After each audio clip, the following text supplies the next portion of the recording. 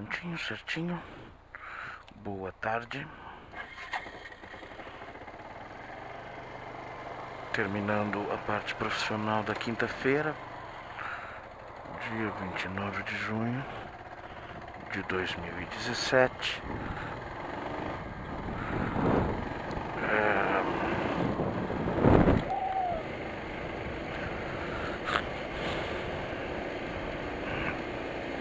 Atividade sem alterações.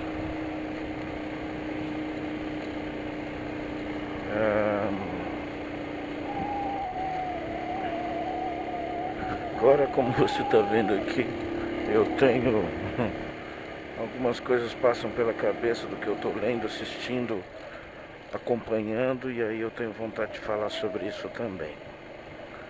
O assunto que eu estava pendente era do Pirula, né, que era o natural versus moral, mas eu acho que eu não vou falar. Ih, caramba, a patroa ligando. Espera só um pouquinho, gente.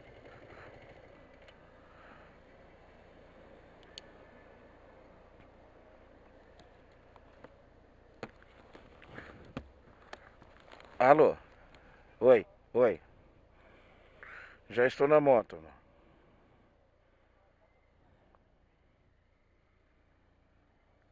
Por quê?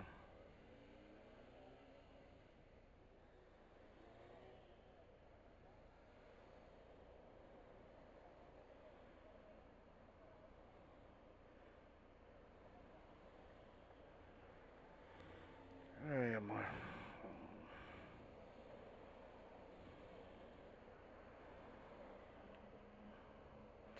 Tá, fala pra alguém me passar o endereço completo dela, por favor. Fala pra alguém me passar no WhatsApp ou passa você o endereço completo dela. Tá. Outro, mano. Tchau.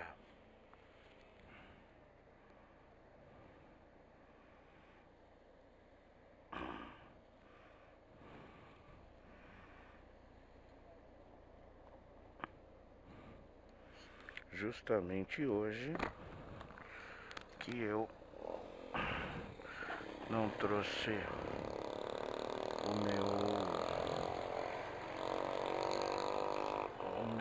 o meu fone, deixei na casa da minha cunhada ontem.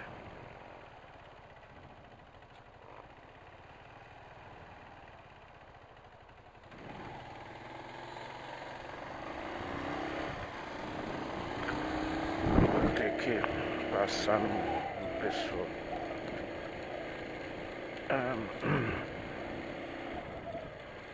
E aí hoje, vendo alguma coisa, só pelo texto eu lembrei os algoritmos se formaram do lado direito de novo do vídeo, né, ali do YouTube, e eu lembrei de um dos temas que muito melhor do que eu vou tentar fazer foi feito pelo pessoal da Theist Experience, que ele fala sobre ler a Bíblia do jeito certo.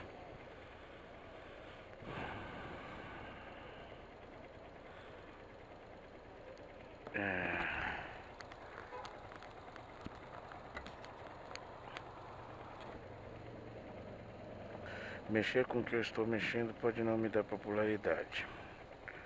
E eu não tenho efetivamente a intenção de adquirir popularidade. Talvez eu não soubesse lidar com ela.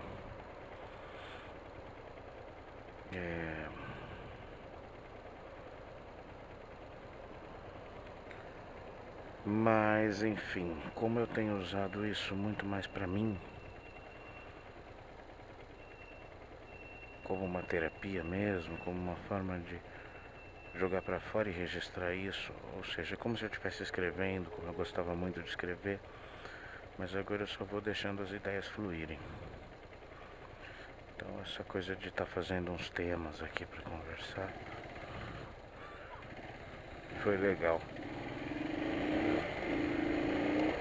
Tô gostando, eu tô curtindo, eu curto bastante. Não tenho mesmo a intenção de mudar muito a opinião dos outros, acho até porque eu não tenho capacidade para isso. Acredito que eu não tenha todo esse poder de persuasão, não.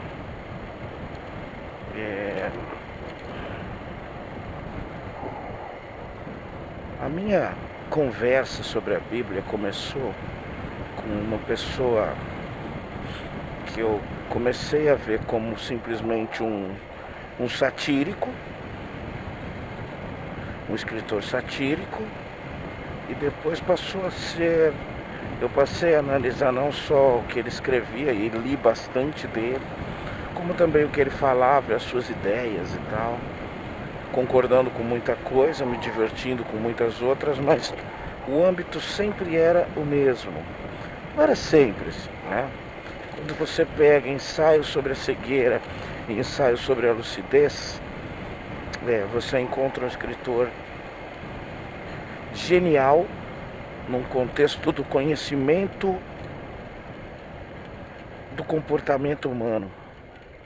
Na minha opinião, ele é mesmo, ele é genial. José Saramago, português que faleceu há pouco tempo, poucos anos atrás, que eu fui apresentado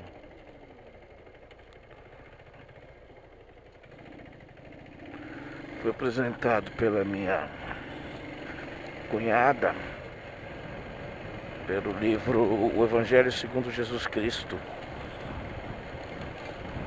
uma famosíssima obra satírica.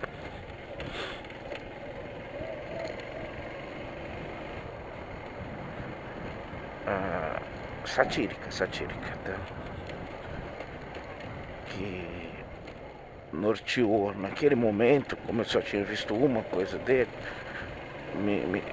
eu acabei classificando ele apenas como um cínico, um sátiro inteligentíssimo, lógico. Saramago tem um problema, né? Você não é pelo fato dele ser português,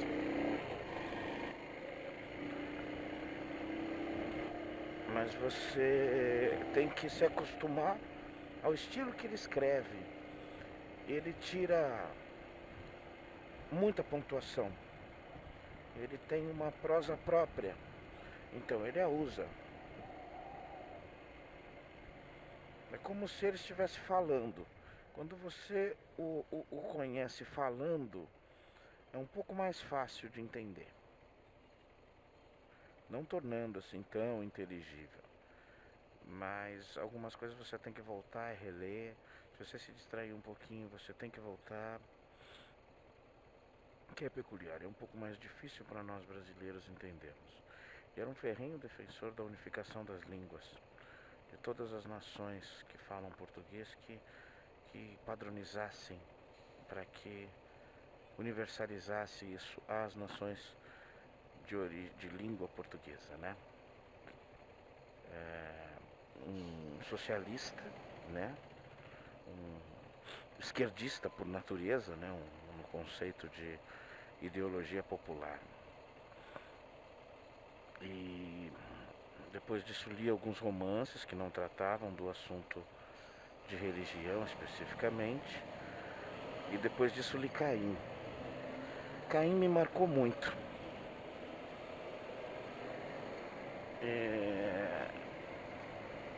Cara, tá me dando a impressão que eu tô com pneu furado. Eu estou com o pneu furado. Puta que pariu, eu tô com o pneu furado e não tenho R$1 no bolso. Ah, mano. Puta merda. Aonde? Aqui? Tá joia, obrigado, querido. Valeu. Não sei o que eu vou fazer agora. Não tenho um tostão. Nada.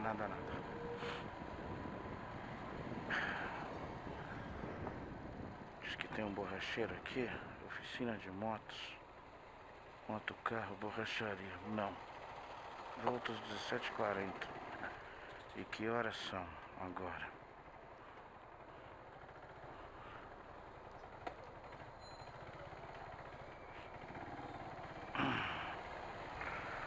Gente, eu vou parar um pouquinho a filmagem. Vou parar. Até mais tarde, tô com uma emergência.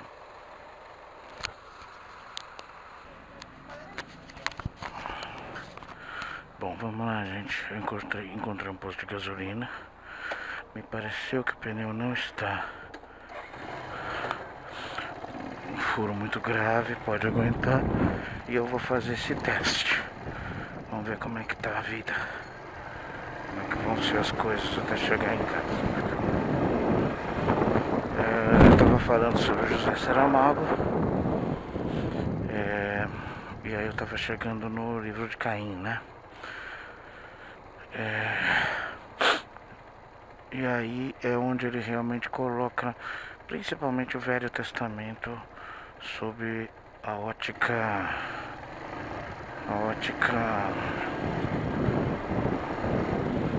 satírica dele, e onde ele faz questão de ser sátiro mesmo.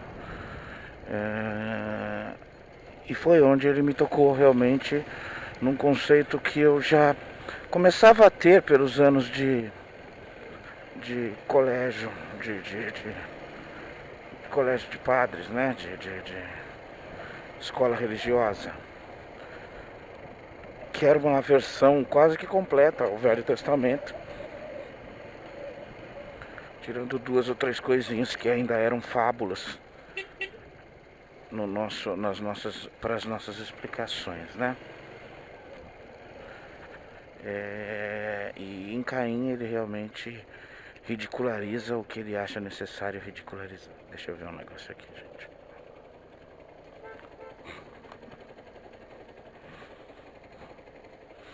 Ainda tá cheio, tá bom o pneu. Então acredito que não seja alguma coisa muito grave.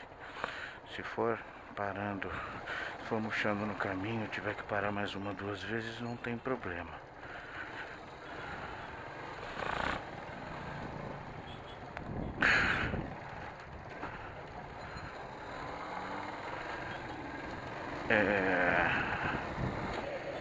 Ele começa, claro, ele se apega ao personagem, a primeira vítima, né, na opinião dele, na minha também, agora, né, da gozação do criador, né, desse suposto criador, desse humano criador, incorreto, imperfeito, inescrupuloso, cruel. E segundo ele, a condenação que Deus dá a Caim depois de Caim ter matado o irmão por inveja é que ele vagaria pelo mundo sem morrer. O sofrimento dele seria eterno naquela condição. Então Caim acaba passando por passagens bíblicas naturalmente. Naturalmente ele encontra Abraão, que ia matar o filho, ele encontra Jezebel, ele encontra isso, aquilo, ele torna-se não só um espectador, né, da escritura. Vai lá, meu filho, vai lá, pode ir. Como em alguns momentos ele se torna o personagem também. Se eu não me engano, termina em Noé. Pegou 3, 4 partes importantes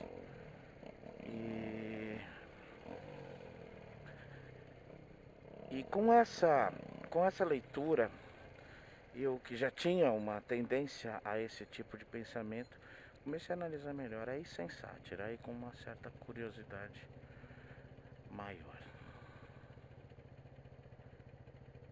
E fui aí sim, por conta própria, começando a entender melhor, ouvindo outras pessoas, lendo, sabendo, entendendo, tanto teístas quanto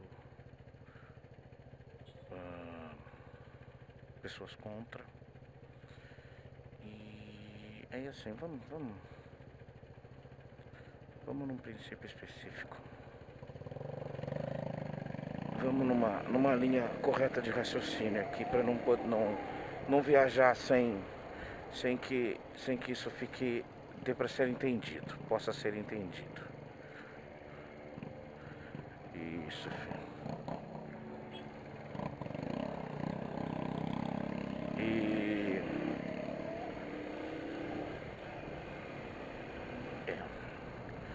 certinho, tá, o pneu tá bom. Esse cara é um pouquinho atrapalhadinho.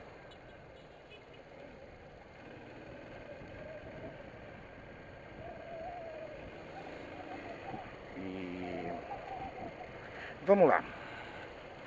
A necessidade que o homem sempre teve do entendimento que o ser humano, a partir da consciência, da autoconsciência e da consciência coletiva, da formação dos seus primeiros conceitos enquanto um ser humano, enquanto um ser capaz de raciocinar, capaz de assumir as responsabilidades de suas atitudes. Isso é o que diferencia, eu acredito, porque um ser irracional não pode ser classificado como responsável pelos seus atos. Não pode, não pode. Ele não tem um raciocínio ou uma lógica capaz. Por isso que todos os outros animais que não desenvolveram isso não podem ser castigados, não podem ser, sei lá, doutrinados, né? Mas o homem pode.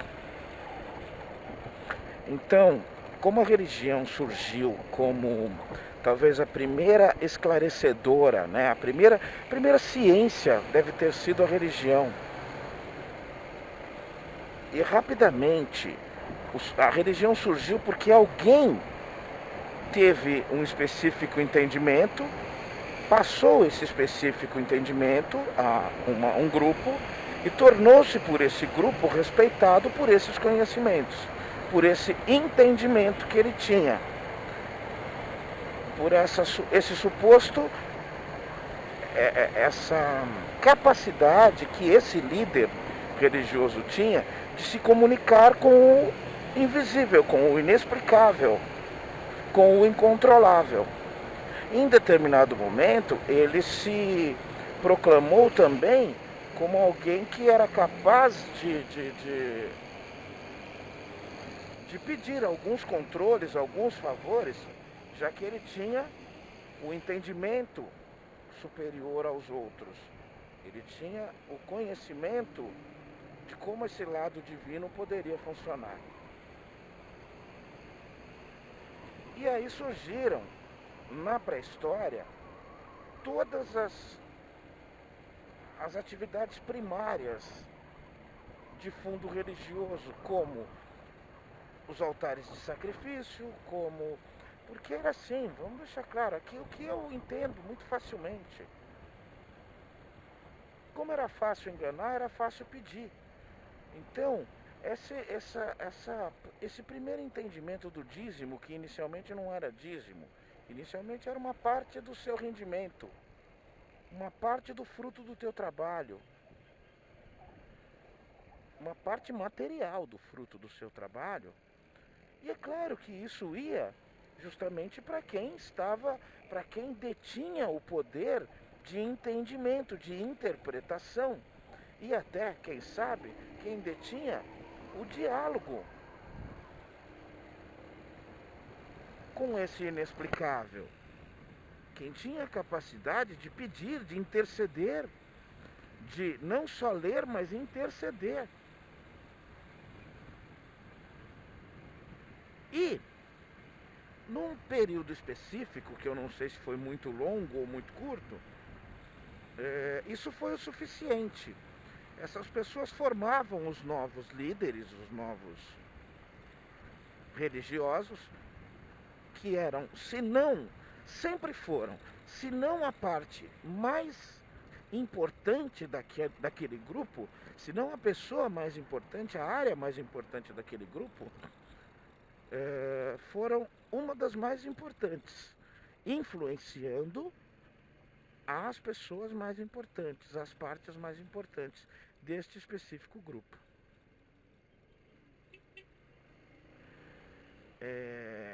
Só que com a evolução sendo natural, a evolução social, a evolução do raciocínio, a evolução... O conceito de sagrado veio um pouco antes de aparecer o conceito da escrita. E aí a escrita teve um papel fundamental nesse processo. Porque passaram a haver registros do que estava acontecendo, nem que fosse para uma camada pequena da população, mas havia registros. Essas manifestações, que inicialmente eram só desenhos e esculturas, passaram a ser também registradas de uma forma mais duradoura. Então esses conceitos que esses líderes religiosos já estavam passando de geração a geração, de novos discípulos em diante, já poderiam ser registrados. E aí veio a ideia mágica, aí veio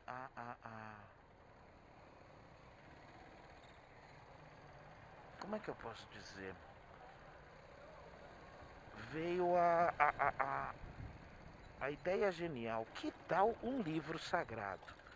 Como é que eu faço para que ele seja entendido como sagrado? Eu digo que foi o Criador quem ditou o que está escrito nele. Coincidentemente, o Criador ditava coisas que eram sempre vantajosas aos líderes religiosos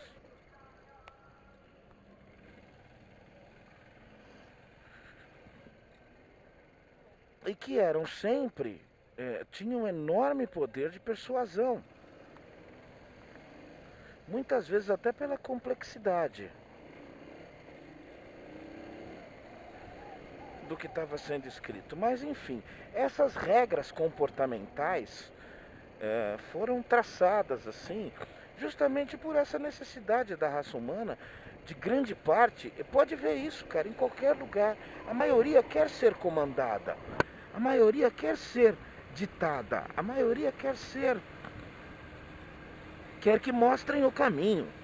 Por que a esperança na volta do Salvador?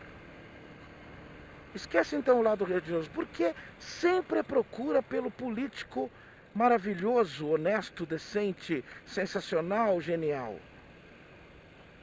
Porque eles escondem, eles nos deixam na nossa linha de conforto. Eles inclusive assumem a culpa. Eles sofrem por nós.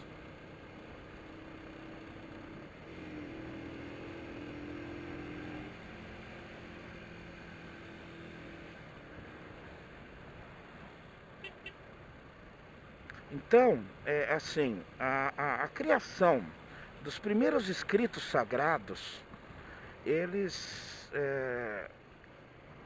inicialmente, eles estavam fazendo isso, à medida em que, naturalmente, a evolução humana, a evolução das condições humanas, a evolução do entendimento humano ia acontecendo a necessidade de se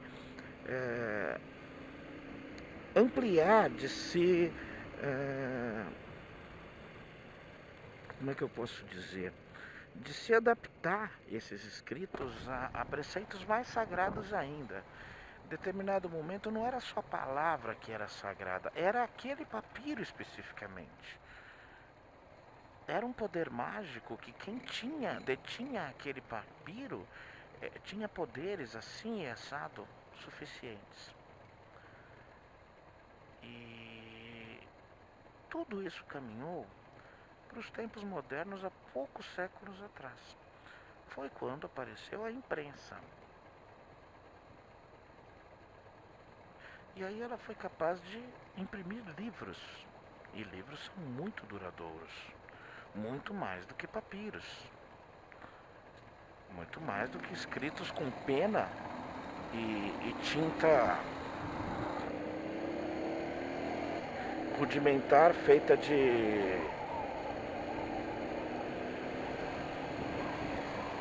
rena, por exemplo. Daí, para que essa necessidade do sagrado fosse implementada a um ponto padrão, não demorou muito. Então foi exatamente isso que aconteceu.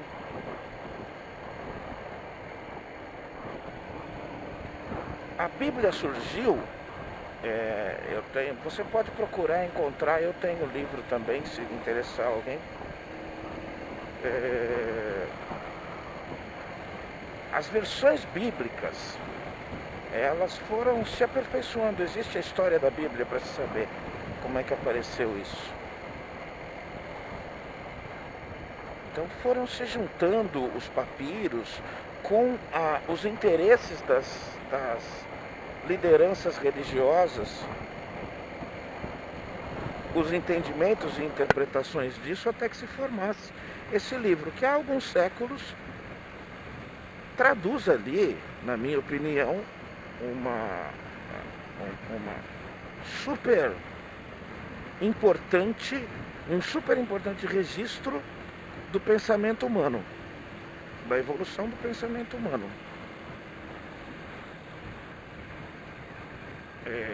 Aí a gente chegou aqui, neste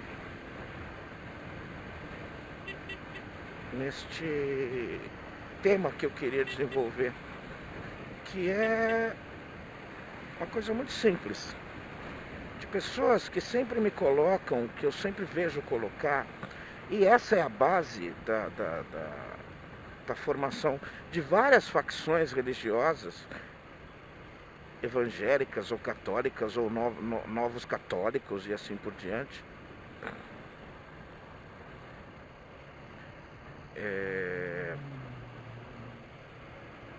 Porque ela é um livro místico. O que acontece com ela? Você precisa interpretá-la, porque ela tem termos, argumentos, além de muito antigos e de serem retraduzidos milhares de vezes, até chegar nas palavras que você está lendo ali. Deixe-se claro que tradução inicialmente não era só tradução. Tradução era também transcrição, e transcrição também dependia do entendimento de quem estava transcrevendo, de um papiro a outro. Não era tão fácil assim, tá? E aí, como ela é hoje, ela permite que você interprete da forma que você bem entende. Você pega ela, abre um lugar e vê um texto bonito e diz assim: olha como Deus te ama. Olha o que Ele deixou escrito para você aqui, que Ele fará por você. Como, por exemplo, o Salmo que diz: o Senhor é meu pastor e nada me faltará, Ele me conduzirá, Salmos são cantos, né? E beleza, está lá mesmo, está lá mesmo. Está lá, inclusive, algumas páginas depois de explicar como é que você pode libertar o seu escravo. De explicar que você pode libertar seu escravo, e você deve um dinheiro a ele se ele for embora, mas se ele já tem família, mulher e filhos, eles passam a pertencer a você. Senão ele não pode ir. A Bíblia, a suposta palavra de um dito Deus, está tratando disso. Aí, se você me falar que eu tenho que entender alguma coisa diferente do que está... você está muito literal. Não, existe uma interpretação que não seja literal para isso? É possível que você seja cínico o suficiente para entender, buscar entender ou aceitar de algum líder religioso que existe uma interpretação diferente para isso? Que nesse tempo era normal? Nesse tempo era normal para quem, se Deus não necessita de evolução? O homem, a sociedade evoluiu. O que me irrita, o que me corrói as tripas, é justamente o fato de que, assim, simplesmente para de chamar esse livro de palavra de Deus. Para. Esse é o grande problema. Ele vai perder o valor se você fizer isso. Porque aquele monte de absurdo só pode convencer alguém. Só pode convencer alguém se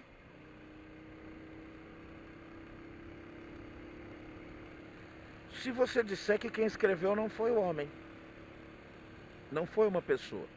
Se você é obrigado a usar o termo de que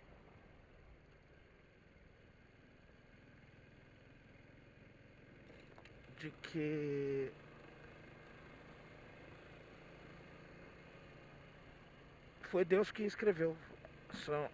É a inspiração divina, né? Você é obrigado. Senão cai por terra qualquer coisa, porque aí você vai ter que entender que o homem, sim, ele falha, ele pode falhar. Mas assim, você é incapaz de entender que mesmo se houvesse uma inspiração divina, não seria possível o inspirado ter entendido errado, né? Não, né? Não. Eu não vou ficar dando exemplo, de como torturar o escravo, está escrito lá. Eu não vou dar exemplo de quantas pedradas merece a mulher adúltera. O homem adúltero não merece nenhuma pedrada. A mulher adúltera merece. A questão é a seguinte: a única coisa que não evolui é esta porcaria desse livro. O resto todo em volta, a mente humana evolui. E cada vez mais, isso me deixa relativamente satisfeito. Vai ser impossível de encaixar o que tem nesse livro no dia a dia das pessoas, no contexto do que as pessoas devem fazer de certo ou errado.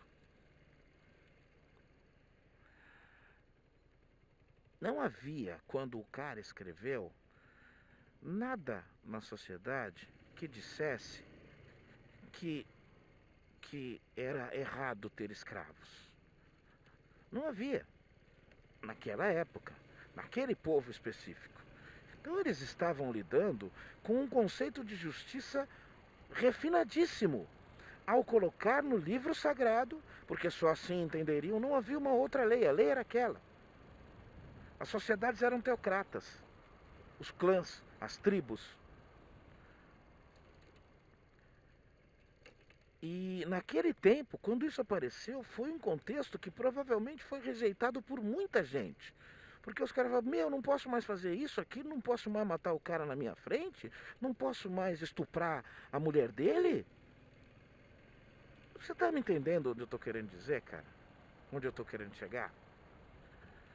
É bem simples, é bem simples. Ao admitir o óbvio, é o óbvio. É o Temer falando que as provas são fictícias.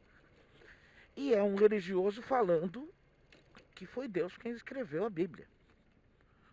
Ao admitirmos a coisa simples e tranquila de que os homens, segundo os seus entendimentos, formaram os conceitos religiosos existentes, os homens e apenas eles e nada mais. Ninguém mais. Nenhum outro ser fez isso.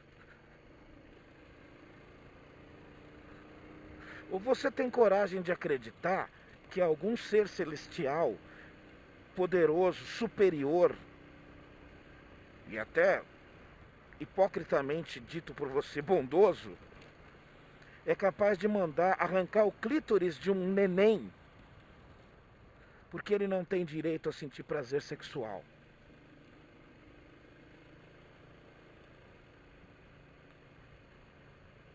Se você é capaz de acreditar num Deus que manda alguém fazer alguma coisa nesse sentido, eu não posso acreditar em você. E é melhor você tentar começar a se ouvir. Porque blasfemo é você e não eu. Tá? Então, vamos lá. Quando as regras para como tratar o processo de escravidão apareceram, elas eram leis modernas, elas eram leis revolucionárias, que ditavam conceitos específicos e as pessoas poderiam viver melhor com aquilo.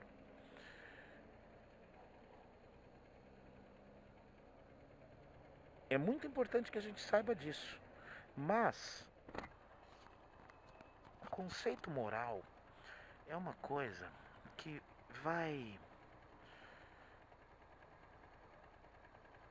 às vezes rápido, às vezes demorado, vai evoluindo, vai adquirindo novas, vai se especializando, vai se não solidificando.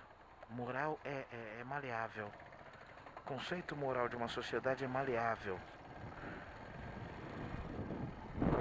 Sabe?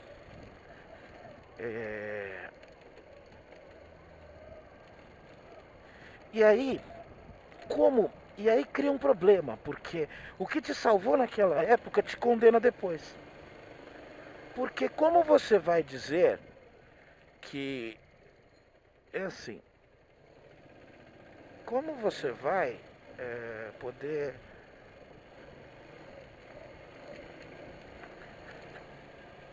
constatar tão obviamente que foram os homens da época que escreveram aquilo, você vai destruir tudo de novo. Então você fica mais preso ainda à necessidade de dizer que aquilo é a palavra de Deus. E que hoje, você, líder religioso, mesmo não estando escrito lá, hoje isso não é mais praticado, mas na época era importante, Deus viu a necessidade disso e tal. Você está entendendo que não pega, não cola, não acontece nada. Quando você vê que a parte mais moderna, ainda é super machista,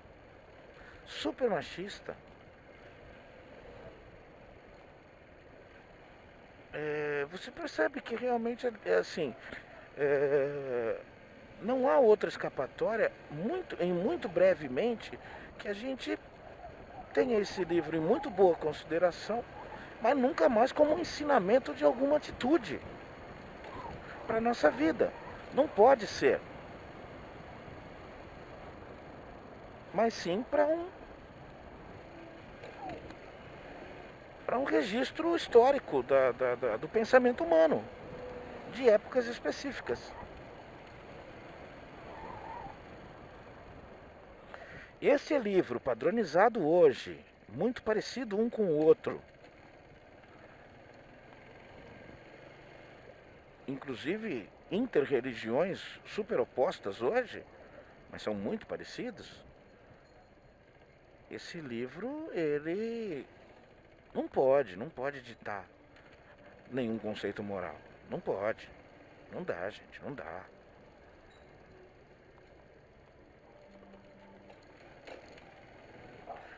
E não se ofenda se você achar que eu estou falando do livro cristão.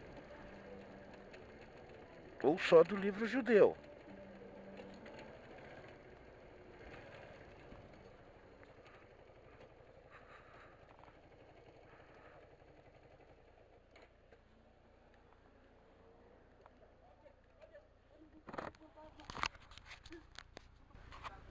Tchau, filho, tudo jóia.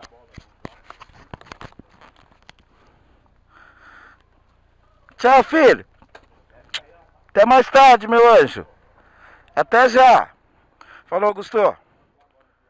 Falou, Augusto.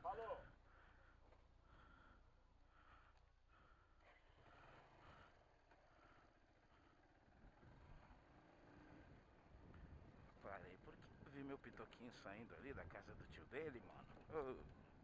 Impossível não ganhar um abração desse cara. Vou pegar aqui um negócio na casa da prima e depois eu volto.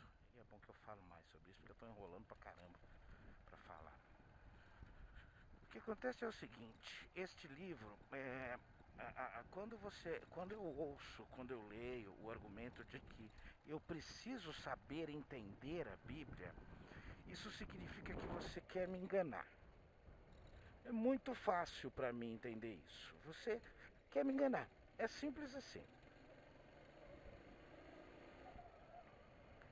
Porque, assim, esta parte eu entendo assim, esta parte eu entendo assim, esta parte eu inverto aqui, essa parte eu acho que é assim. E aí eu vou juntando as pontas e aí, sabe o que acontece?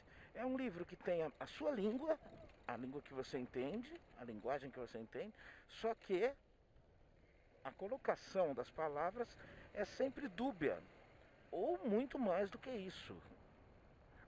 Você pode entender 4 coisas de uma mesma afirmação.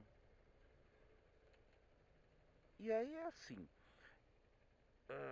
esse costume assim, assim, assim, essa tradição assim, assim, assim, você tem que fazer isso.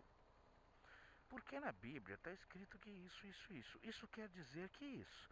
Mas aquela outra parte ali, você não precisa fazer. Porque aquilo era um tempo em que... Então, peraí. Assuma uma coerência para interpretar e vá com ela até o fim. Se você mudar as formas de interpretar cada pedaço de acordo com a sua conveniência, você só está mentindo. Você só está me provando que está mentindo.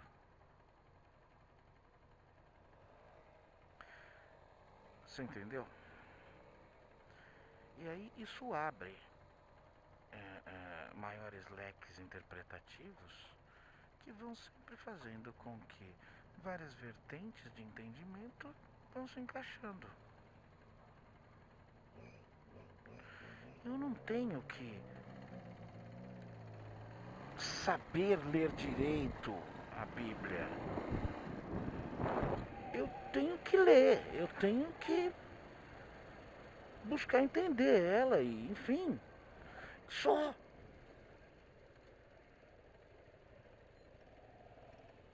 O que o cara fez na phaserzinha dele? Fez uma maluquice aqui. Ficou bonitinho. Agora à noite ficou bonita. Então, é um argumento tão falho, porque deixa muito à vontade o líder religioso nas premissas interpretativas que lhe interessam. Tem de tudo ali, cara. Tem de tudo ali. Tem explicação de como sepultar. Tem explicação de como comer tal alimento em tal época festiva específica. Tem tudo ali. Dali tem desde receita culinária até formas, posições sexuais aceitáveis ou não. Então, assim, tudo isso começou com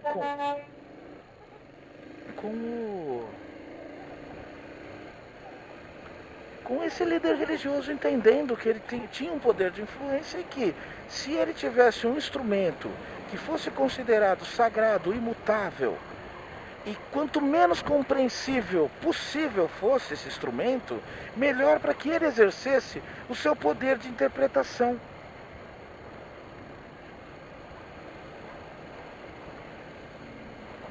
Essa é a base completa, é a base total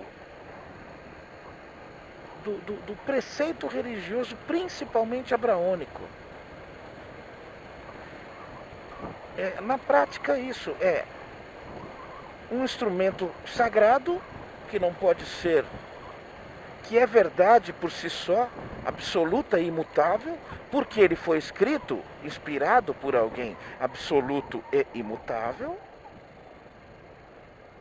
e interpretado por um homem sábio, por um homem, mas um homem sábio, interpretado por um cara que entende o que está escrito, toda aquela complexidade, tanto que ele estuda.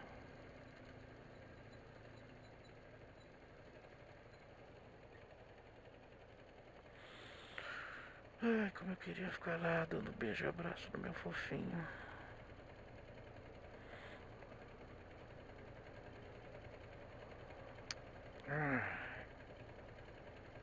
O Márcio perguntou na terça-feira, eu falei, não vou conseguir ver o Cauê lá na casa dos meus irmãos. Aí ele falou, nossa, não consegue ficar um dia sem? Eu não respondi. Mas a resposta seria não. Não, eu realmente não consigo ficar nem um dia sem. É um combustível extremamente importante ganhar o carinho do meu filho.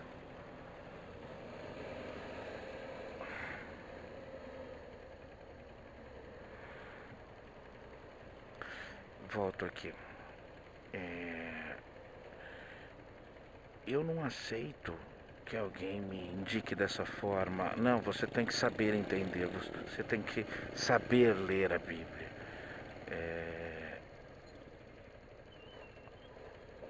Olha só, mano, os pneus, os dois eixos da frente giram. Nunca tinha visto isso.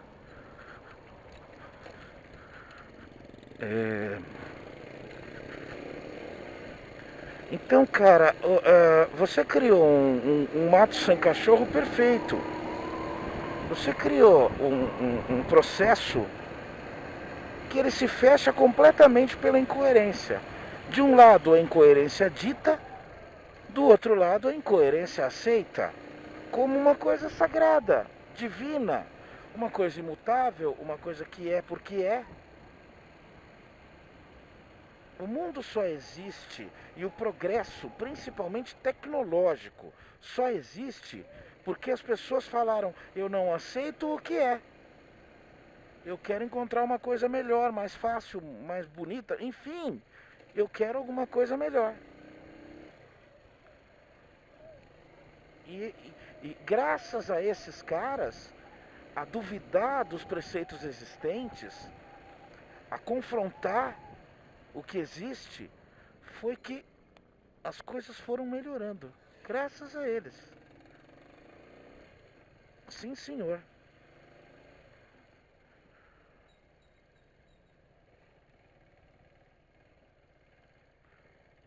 Agora, eu acho que é ali, né?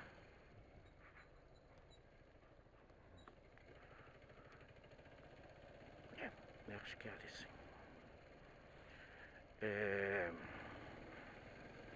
Então, mais uma vez, eu volto para aquele ponto que eu tenho falado bastante, de que honrar o nosso raciocínio, a nossa capacidade de questionamento, a nossa capacidade de dar lógica às coisas, não é esquecer o sentimento, muito pelo contrário. Muito pelo contrário. Eu não coloco na interpretação humana do divino nenhuma das minhas ações, porque ela é, como eu já disse, ela é uma interpretação humana. E o homem é extremamente defeituoso para poder tentar entender o que ele está achando que pode entender e o que o outro está achando que pode ser verdade.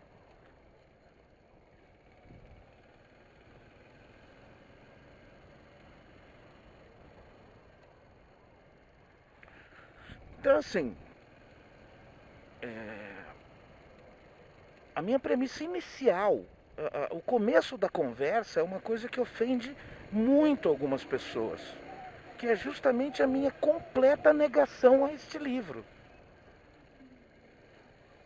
Ofende as pessoas têm esse livro realmente, e culturalmente ele representa realmente alguma coisa muito forte. Representa realmente alguma coisa...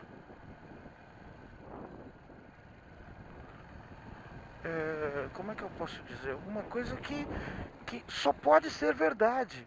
É tão absurdo para essas pessoas imaginarem que aquilo pode ser questionado, sim. É muito absurdo.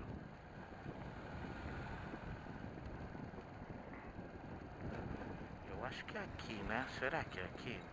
Não. Tem um banco. Acho que tem uma agência bancária na rua, na esquina. Eu sempre me confundo, mas não é essa mesmo, não. Só uma agência da Caixa, nem sabia que tinha. Aqui, deixa eu ver, aqui é subida só. E aqui o cartão não sei o que. Nippon. Aqui, deixa eu ver. Aqui, só um banco. Banco do Brasil, espero que seja. É aqui mesmo a casa.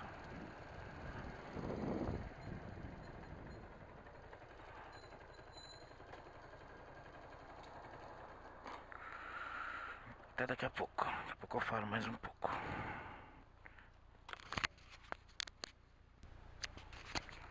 Prontinho. Vamos lá. Mais alguns minutinhos. estarei em casa. Umas beijocas em quem interessa.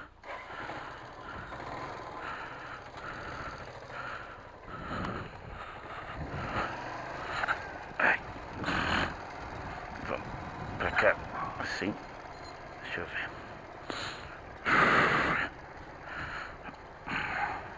Nossa, eu tô com muito calor.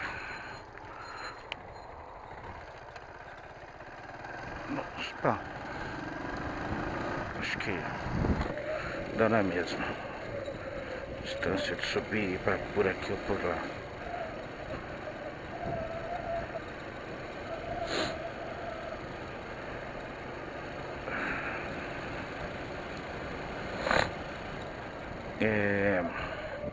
Tava falando que pra mim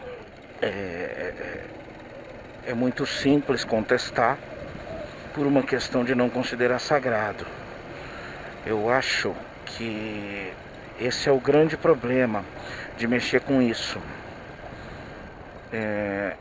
Eu acho que as pessoas aceitam mais eu falar que eu, de repente, não acredito em Deus, que eu sou ateu, do que eu falar que eu não acredito na Bíblia. E na verdade uma coisa está intrínseca na outra. Eu não acredito neste Deus passado pelos preceitos bíblicos informados, justamente porque a Bíblia não me traz valores morais dignos. Na verdade ela traz em alguns lugares e em outros lugares não traz. E por quanto tempo esses valores morais que ela me traz serão dignos? Quando que a sociedade já vai estar agindo de uma outra forma, pensando de uma outra forma, e aí a adaptação do entendimento vai ter que novamente ser corrigida, né? E aí que tá, tem parte boa e parte ruim, a parte ruim tem que ser interpretada, a parte boa pode ser lida literalmente mesmo.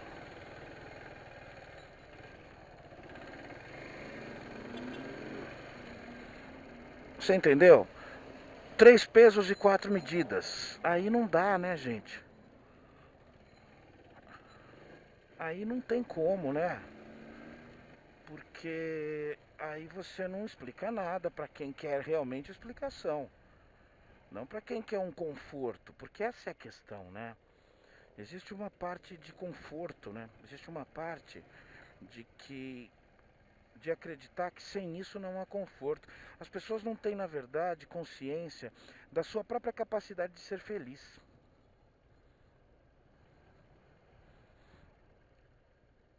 As pessoas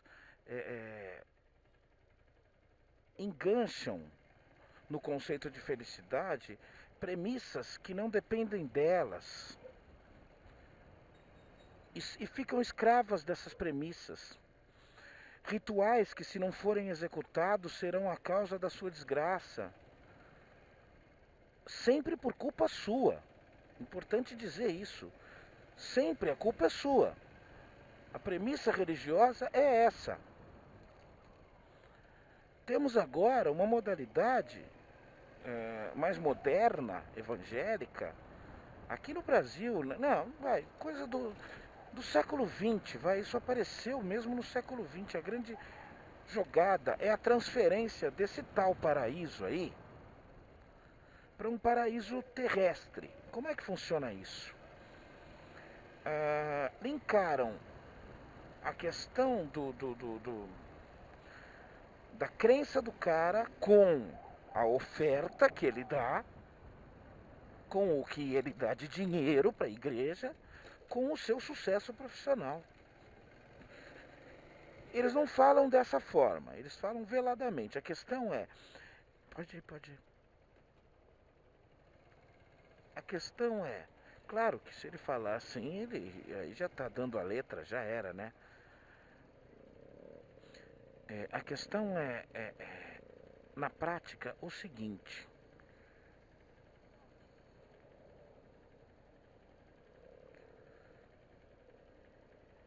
Você vem na minha igreja, que você vai conseguir prosperar. Lembrei, é a teoria da prosperidade. Acho que eu já falei em alguns vídeos, não sei se estão nos apagados ou na nova geração.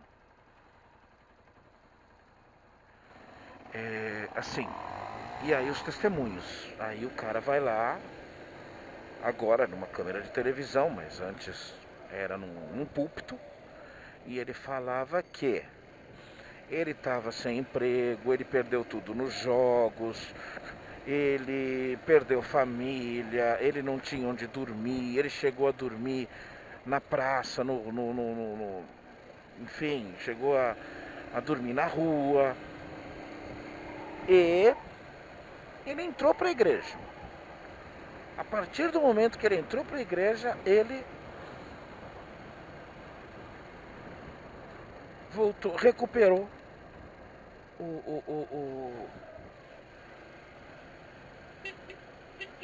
as perdas dele.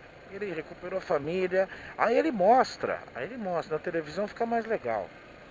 Ele mostra lá os carros. Agora eu tenho 3 carros, eu tenho uma casa na praia, eu viajo com minha família para Disney todo ano, eu sou um empresário de sucesso. Tudo graças à novena dos 7 pastores. Tudo graças a... Sabe o que é a novena dos 7 pastores? É você ir lá e ficar doando dinheiro. E é isso. Porque a teoria do que eles colocam é o seguinte, o fato em si, o argumento que eles usam é muito tranquilo, muito fácil de entender. É assim, eu não estou inventando palavras minhas interpretativas, eu estou colocando o que eles falam. Se você se desprende do que você tem, Deus te devolve, Deus te dá em dobro. Você entendeu? A questão é meio que uma macumba comprada, né? É aquela coisa assim, eu dou um dinheiro para a igreja e Deus descobre que eu sou capaz de me desfazer dos meus bens e ele me recompensa. É isso. A questão é que isso já faz bastante tempo. A questão é que a pessoa que está lá há 10 anos pobre continua pobre. E não percebeu isso. Então, isso graças a uma interpretação genial, mais uma, deste livro genial.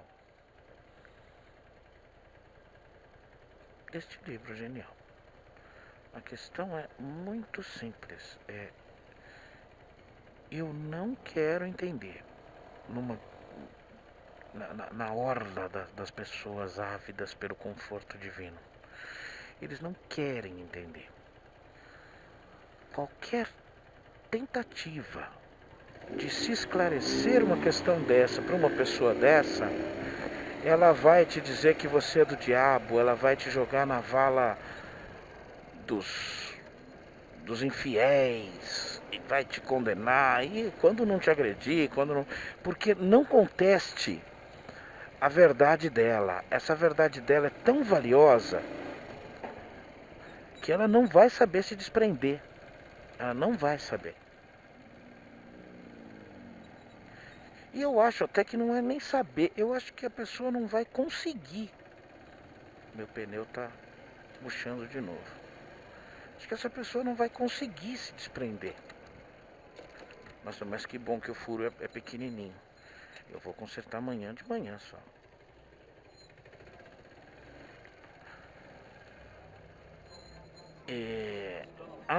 Muito mais do que qualquer coisa, um apego dessas pessoas a essa teoria.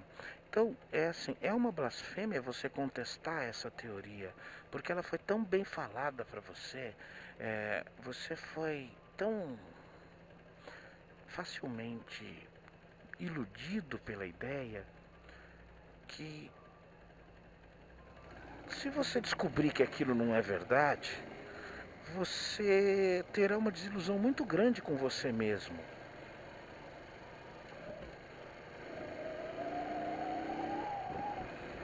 E as pessoas não querem admitir isso, né, cara? Ninguém quer, né? Eu entendo perfeitamente.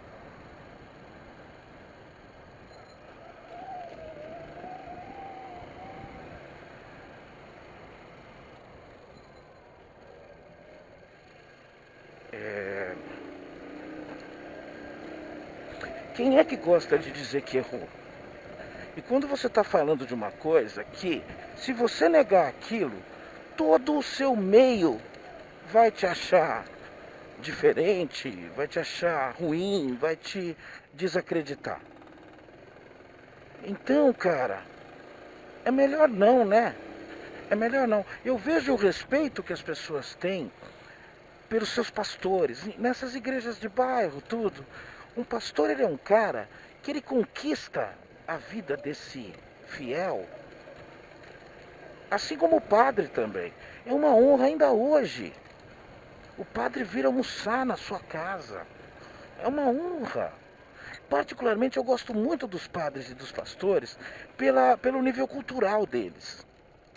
Normalmente, os que eu conheço são muito cultos. Eu gosto mesmo de conversar com eles. Dá para levar um bom nível de conversa, talvez sem tocar um pouco na religião, o que é muito difícil para eles, mas a gente da nossa parte tem que ir ignorando um pouquinho, muda de assunto, vai para outro lado e assim vai levando. Tá? Agora, é assim, as pessoas entregam a vida, sim. O padre ou pastor ou esse líder religioso, ele é um cara que ele te aconselha sobre qualquer coisa. Padre, meu pinto não subiu 2 noites com a minha mulher. O cara que tem intimidade, ele conta isso pro padre, pro pastor principalmente, pro padre talvez não. O padre é um celibatário, é difícil, né, você querer conversar sobre sexo com um celibatário, né? Mas muito padre aconselha vida sexual de fiel, sim. Mas eu conversaria com o pastor, né? E sabe, segue os preceitos, tudo direitinho, tal. Enfim, né, cara? Eu vou por uma ruazinha aqui que acho que eu nunca filmei. Tá vendo ali, ó? É a subida dela. Vai até lá em cima.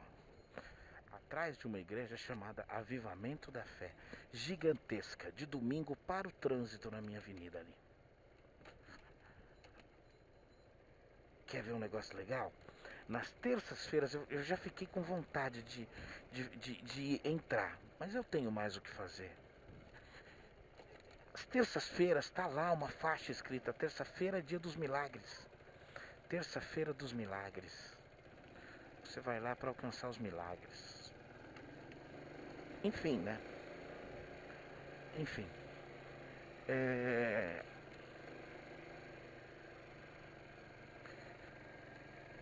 Tudo isso é uma preguiça intelectual. É uma preguiça de tomar decisões. Uma falta de autoestima, enfim, ó, tá bem murchinho meu pneu já.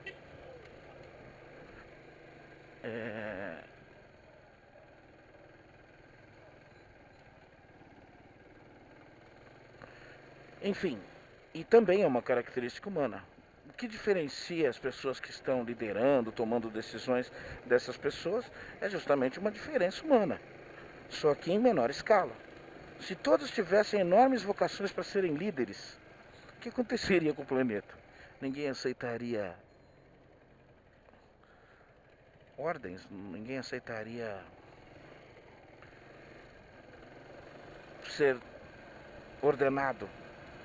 Mas não é, a característica é contrária. Contrária.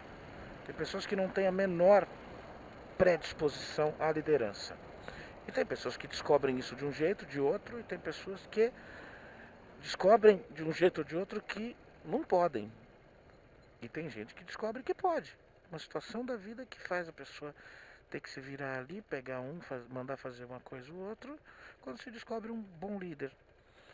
Agora, esse dom da oratória, da palavra e do convencimento das pessoas mais simples, e não são só pessoas simples, hein? Mas enfim, a grande maioria é. Isso sim é o grande legado, é o grande trunfo que a existência e o entendimento da Bíblia faz para as pessoas. Na minha opinião, um grande mal. Tô chegando. Hoje eu não sei se eu fui coerente nas minhas ideias. Eu vou juntar tudo num vídeo só. Vai ficar um vídeo grandão, mas... Ixi, e essa última parte ainda ficou torta. Agora que eu vi. Mas... não vou perder não. Nem que seja pra tirarem sarro. Meu irmãozinho fofinho, Marcinho, tem assistido sempre. Obrigado, viu? Muito me orgulha. Obrigado mesmo. Beijo a todos, gente. Até mais.